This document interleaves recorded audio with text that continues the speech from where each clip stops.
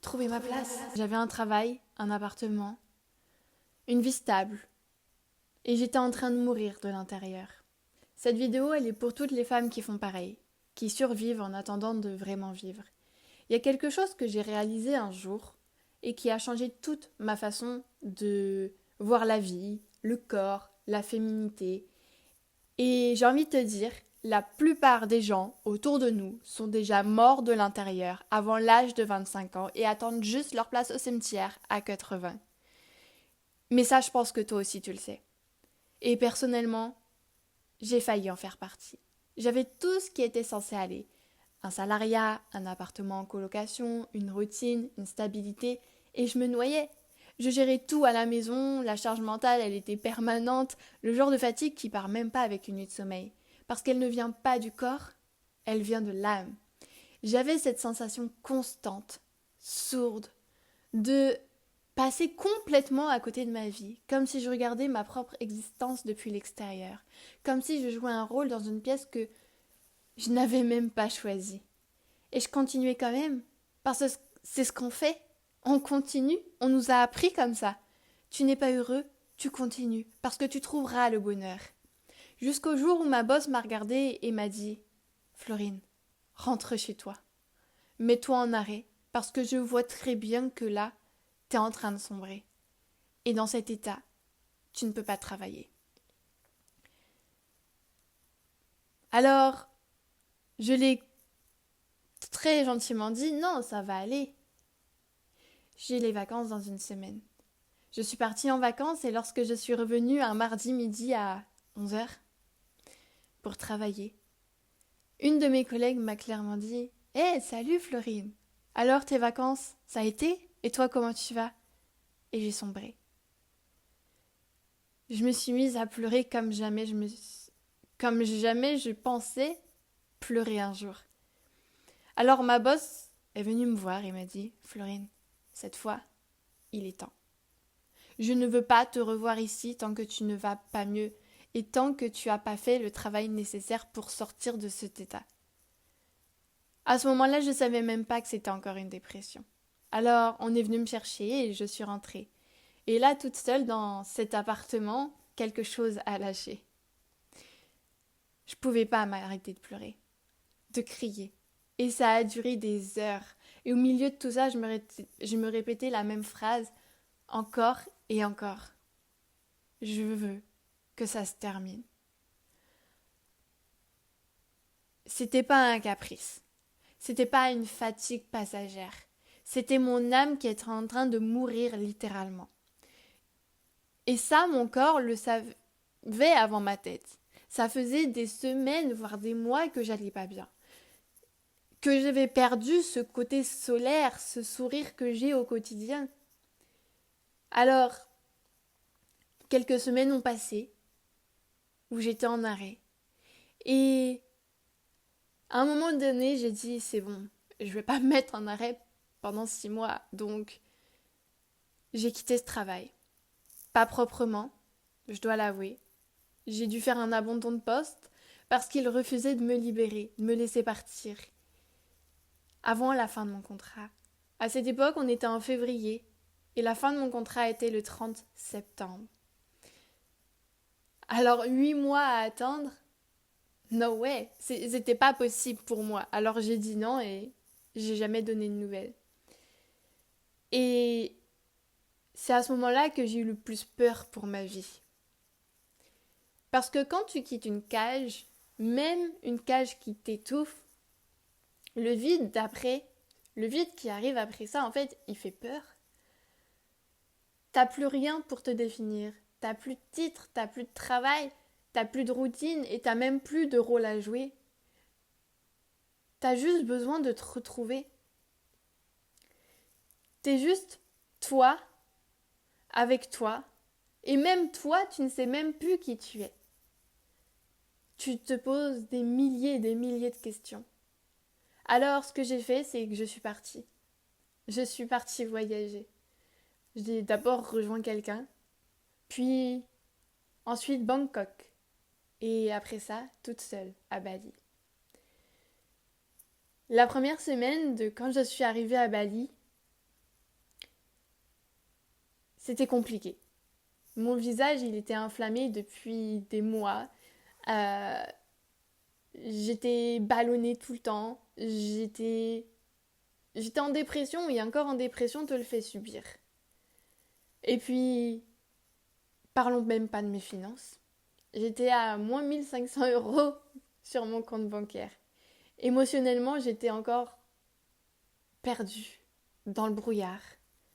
Et puis un matin, je me suis dit, après une semaine, un mercredi matin, ok, bon, bah on va aller à la plage et on va aller marcher. Donc j'ai marché pendant 1 heure et demie au bord de l'eau. Et je me suis dit, ok, bon, bah pourquoi pas aller se baigner.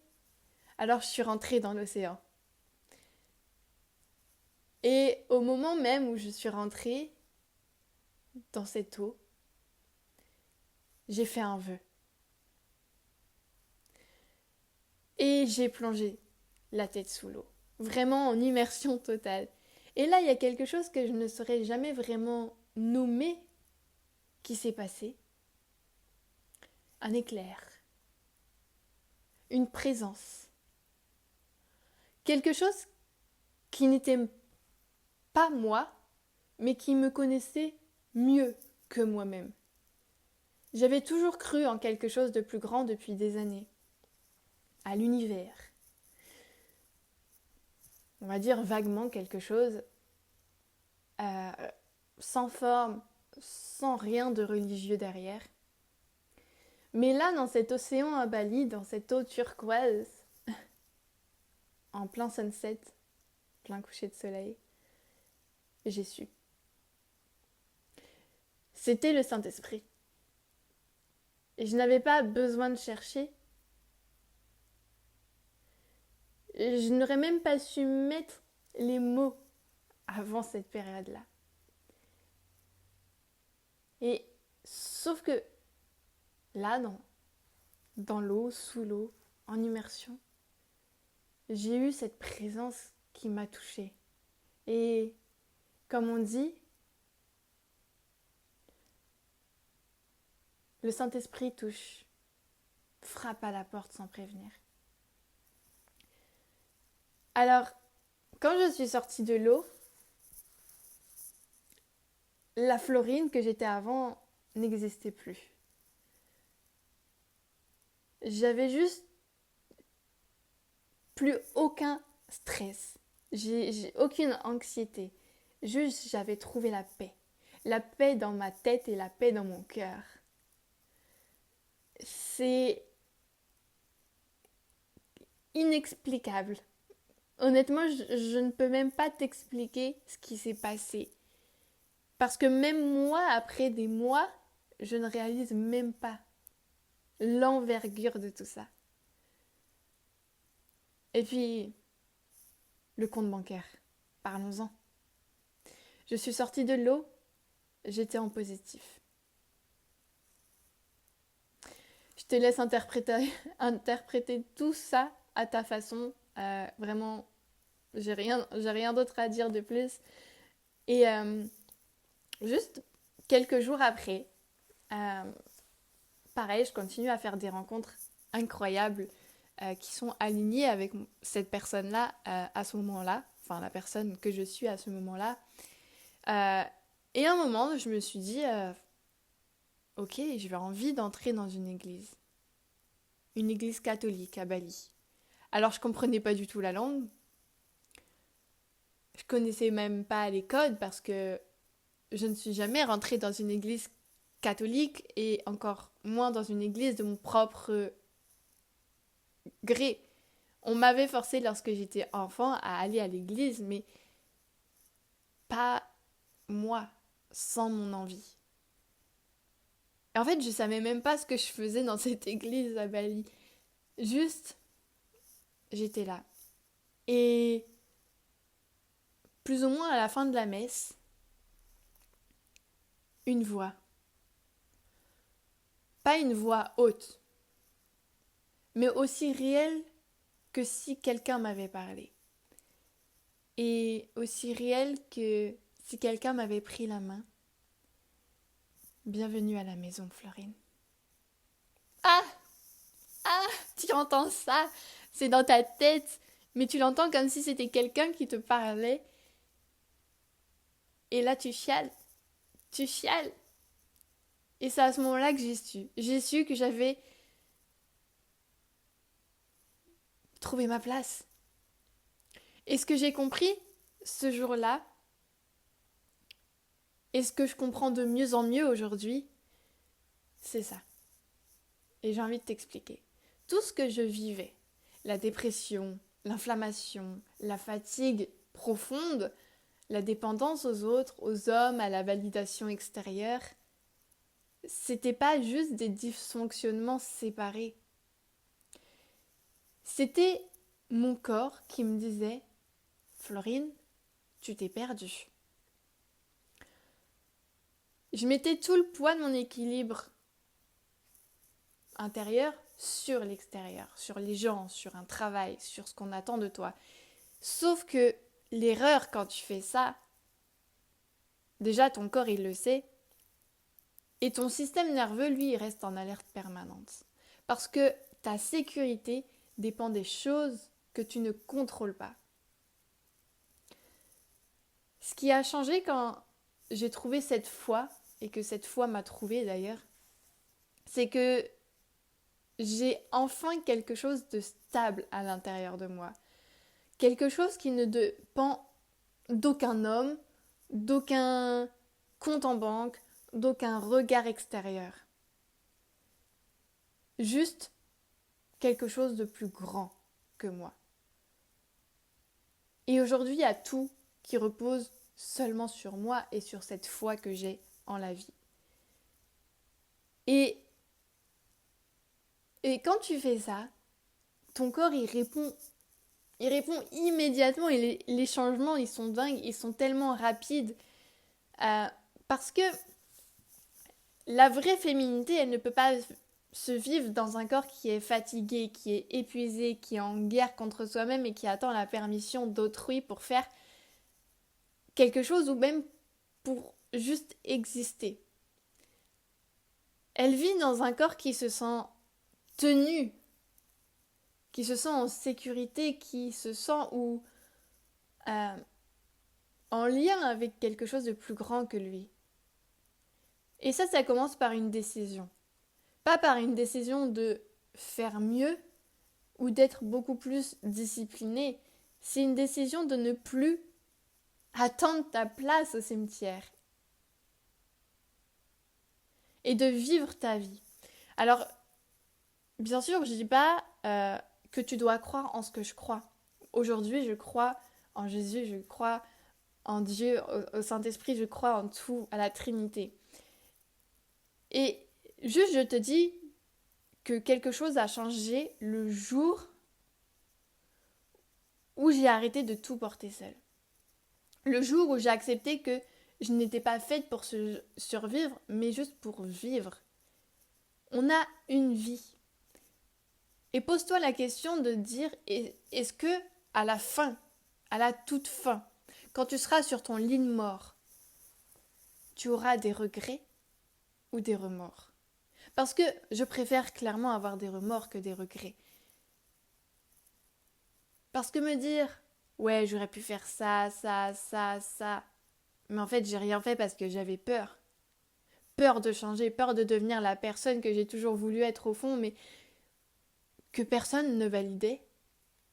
Ça fait mal.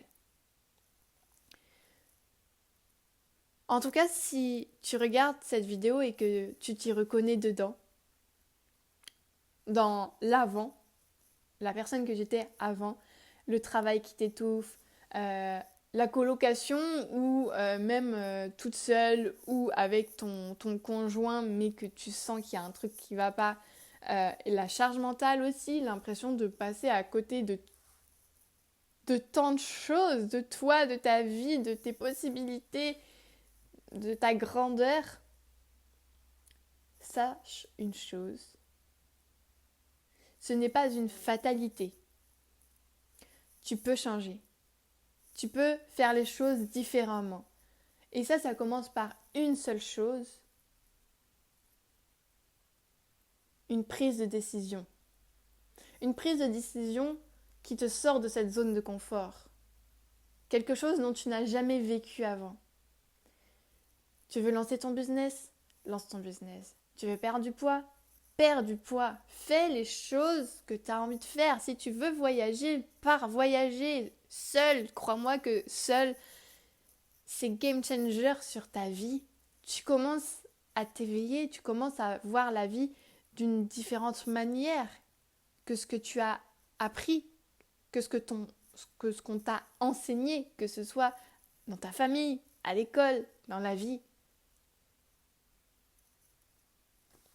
Tout commence par une décision. J'ai envie de m'arrêter là sur cette vidéo parce que j'ai quand même beaucoup parlé de moi, de mon histoire, et même si ça fait quand même presque 8 mois que ça s'est passé, cette histoire à Bali, et ça va faire plus d'1 an que cette histoire de dépression a commencé. C'est quelque chose qui me marquera à jamais, et crois-moi, tu voudrais pas en fait te dire toute ta vie que tu es en dépression et que malgré ton mal-être quotidien, tu restes dans quelque chose qui t'enferme et qui te tue à petit feu. Voilà. Je serais curieuse de savoir dans les commentaires, est-ce que toi aussi tu as eu un moment où tu as tout lâché, ou est-ce que tu es peut-être encore dedans? En tout cas, j'ai envie de tous vous lire, donc n'hésitez pas à écrire votre histoire. Allez, bye bye!